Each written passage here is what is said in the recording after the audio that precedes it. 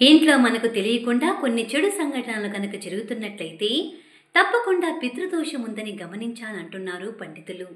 ఇంట్లో ఒత్తిడితో కూడిన పరిస్థితులు, ఏదైనా అనుకోని కారణాల వలన చెడు సంఘటనలు ఎదురు అవ్వడం, అంతేకాకుండా అసలు సమస్యలకు కారణం తెలియకపోవడం పితృదోషం కావచ్చట.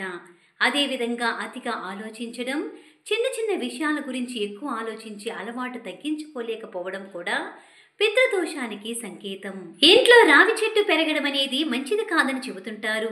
కానీ మీ ఇంట్లో అకస్మాత్తుగా రావి చెట్టు పెరగడం కూడా పితృదోషానికి సంకేతం. తులసి చెట్టు అనేది ఇంట్లో సుఖశాంతులను, శ్రేయస్సుకు చిహ్నం అంటారు. కానీ ఉన్నట్లుండి తులసి చెట్టు గనుక ఎండిపోయినట్లయితే అది పితృదోషానికి సంకేతమట. ఇంట్లో ఎటువంటి కారణాలు లేకుండా పదే పదే గొడవలు జరగడం, పదే పదే భార్యాభర్తలు, పిల్లల మధ్య మనస్పర్ధలు, గొడవలు వస్తే పితృదోషం ఉన్నట్లేనట.